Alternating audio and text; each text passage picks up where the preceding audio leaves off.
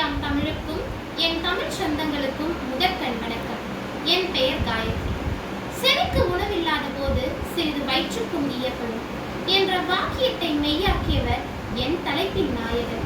விருதுநகரில் பிறந்தவர், விருதுகளை எதிர்பாராதவர், எளிய குடும்பத்தில் பிறந்தவர், ஏழை பங்காளர், படிக்காத மேதை, கல்வி கண் திறந்தவர், காலா காந்தி, கிங் மேக்கர், கர்ம வீரர் போன்ற தலைப்புகளுக்கு உரிமையாளர். அவர்தான் பெருந்தலைவர் காமராசர். இவர் 1903ஆம் ஆண்டு சூலை திங்கள் 15ஆம் நாள் அன்றைய விருதுபட்டி, இன்றைய விருதுநகர் மாவட்டத்தில் உள்ள சிவகாமி அம்மாளுக்கும் குமாரசாமிக்கும் தவப்புதல்வனாய் பிறந்தார். தன் 6ஆம் வகுப்பில் தந்தையை இழந்தார். 6ஆம் வகுப்பிற்கு மேல் படிப்பு பயில முடியவில்லை.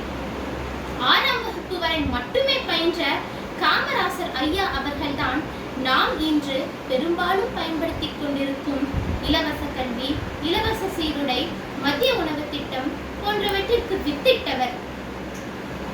தன் வாழ்நாளில் 9 முறை சிறை சென்றவர். 3000 நாட்கள் சிறைசாலையிலேயே கடத்தியவர். அடுப்பூதும் பெண்ணிற்கு படிப்பெதற்கு என்ற வார்த்தைகளை மாற்றி பெண் முன்னேற்றம், பெண் கல்வி போன்றவற்றிற்காக போராடியவர். ஒத்துழையாமை இயக்கம், தீண்டாமை ஒழிப்பு, கள்ளுக்கடை மூல போராட்டம் போன்ற பல போராட்டங்களில் கலந்து கொண்டுள்ளார். சர்க்கரை ஆலை, காகித ஆலை போன்ற பல ஆலைகளையும் திறந்துள்ளார்.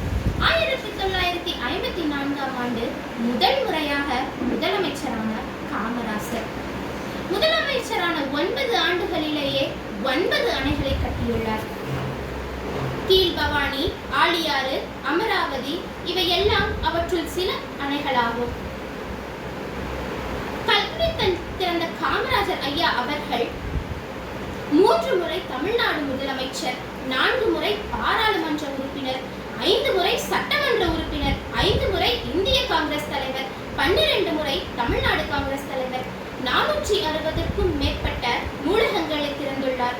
2200க்கும் மேற்பட்ட மேல்நிலை பள்ளிகள், 21000க்கும் மேற்பட்ட தொடக்க பள்ளிகள், 27000க்கும் மேற்பட்ட ஆரம்ப கல்லூரிகளை திறந்து அதற்கு பெருமையாய் விளங்குபவர், கல்வி கண் திறந்தவர் காமராசர் ஐயா அவர்கள்.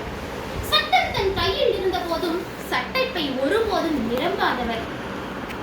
1975ஆம் ஆண்டு அக்டோபர் 2ஆம் நாள் காந்தி பிறந்த நாள் அன்று அமரனானார் காமராசர் ஐயா அவர்கள். எத்தனையோ தலைவர்கள் உண்டு, அவருள் காமராசரை போல் யாராவது உண்டா என்று கூறி என் சிற்றுரையை முற்றுரையாக்குகின்றேன். நன்றி, வணக்கம்.